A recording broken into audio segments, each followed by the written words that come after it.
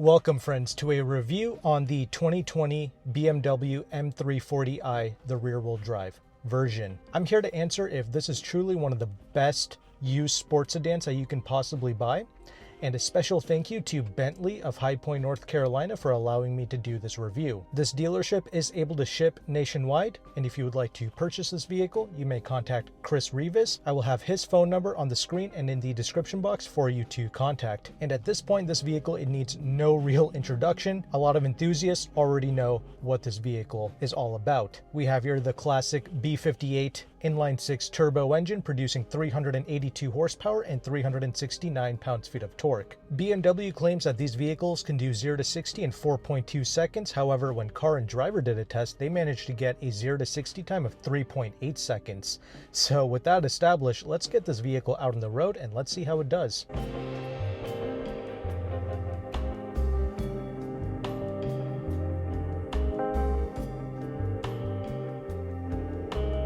Okay, so the original starting price of these M340i's, they were about $54,000 back in 2020.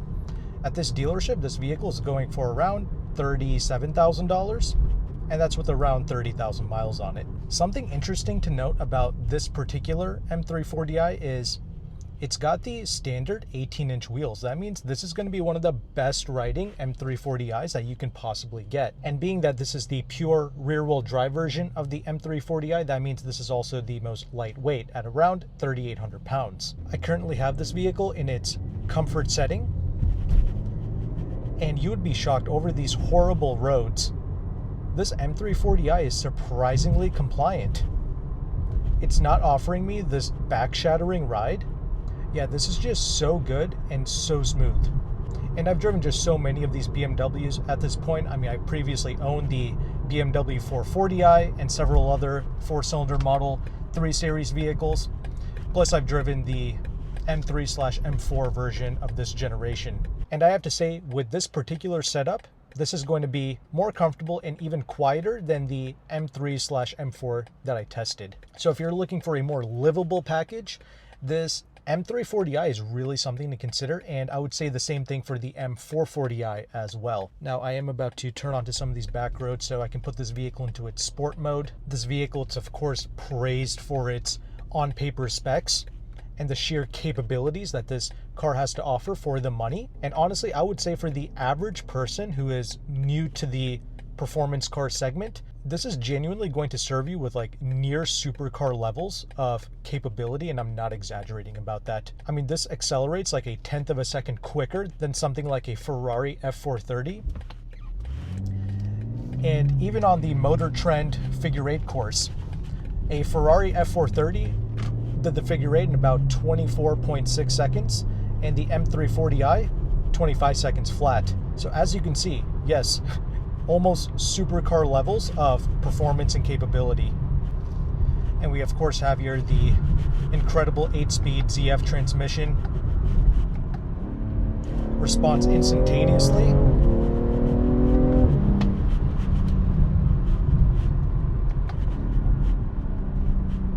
Yeah, just so good.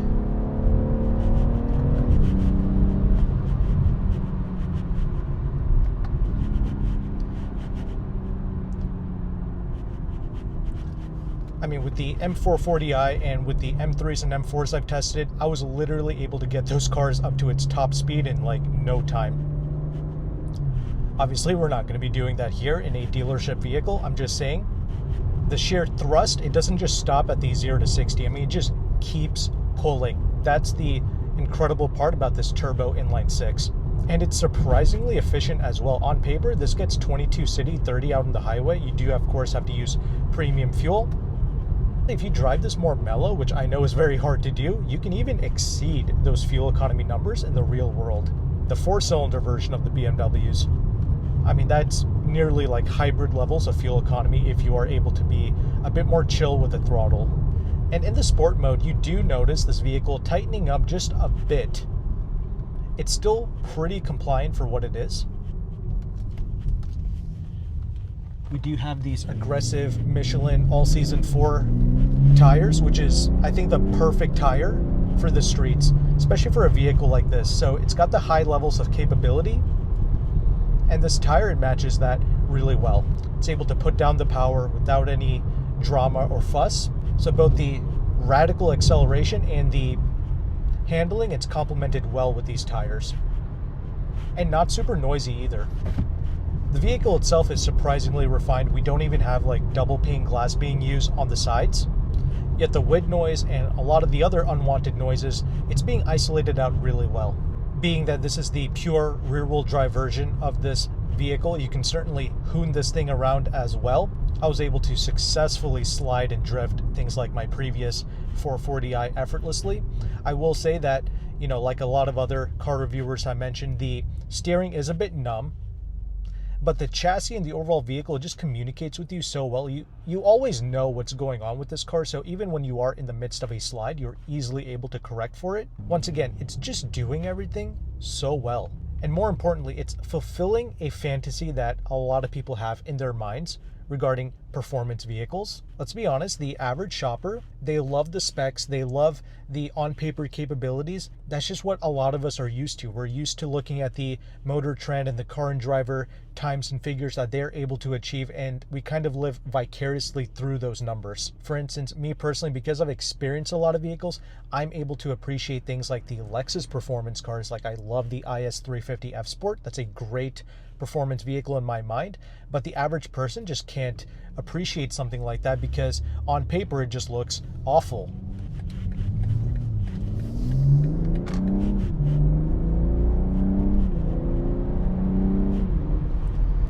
Yeah, the way this vehicle gets up to speed, it is just so deceptive. It's masking that speed from you. It is very easy to get speeding tickets in a car like this. You don't even have to try, you're just exceeding everything. This is so overkill for the streets, and there's still one notch above this, the M3s and the M4s, which those vehicles certainly do feel a bit more visceral than this, as they should, but this is certainly a lot more calm and sedate compared to the M3s and the M4s. But I would say because of that, this is the superior street vehicle because of it. Rides a bit better, it's also a bit quieter as well. But going back to that Lexus statement that I was making, yeah, a vehicle like that, you appreciate it because of its character. Here, I would say the one con I've noticed with this BMW is it does lack a bit of immersion. It just isolates you even from its own performance. It's very Porsche-like in that sense. Like the car is just so good, it's just casually taking corners at such high speeds that it just makes it seem like it's normal. When it's not, like you don't feel like any of that wildness come through into the cabin. This car just makes that seem like another day, right?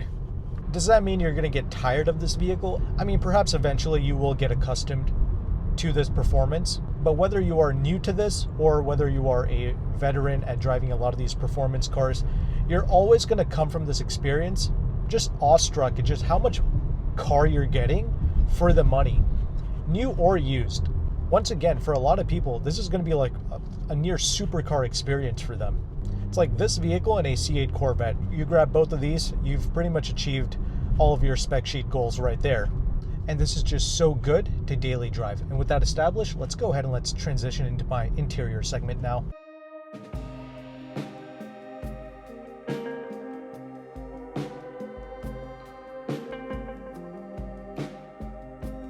Okay, let's quickly talk about the interior space. For the most part, I really appreciate the solidity of this cabin despite this car being about 5 years old with a little over 30,000 miles on it.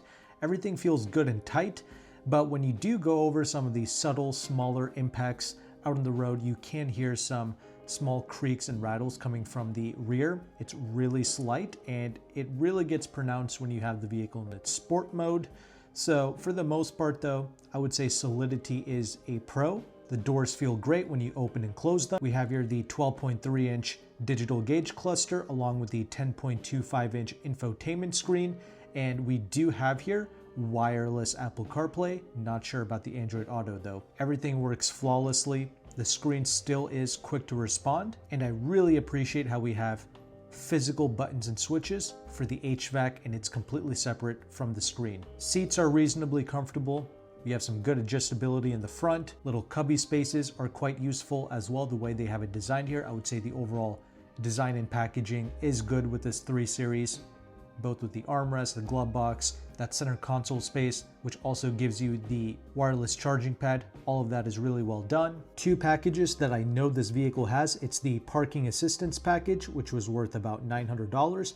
That gets us the 360 camera. Great option to have here with this vehicle. And this car also has the driving assistance package.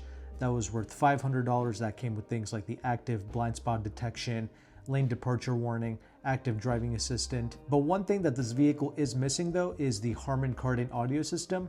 That being said, this bass audio does sound decent. The Harman Kardon is just a subtle improvement over this bass unit. Otherwise, both systems sound really similar, so it would be nice to have, but you're not really missing out as much as you might think. Rear seating space, it's decent. Obviously, it's not like a 7 Series back there, nor should anyone expect that, but I'm 5'11", getting in and out of this car, not too terribly difficult.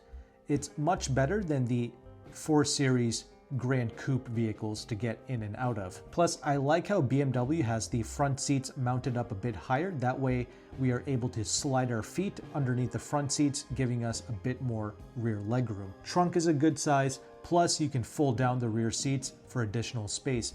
Overall practicality with this machine, really good, and I respect the packaging here. Definitely a lot of car for under $38,000. With that established, let's go ahead and let's conclude this video.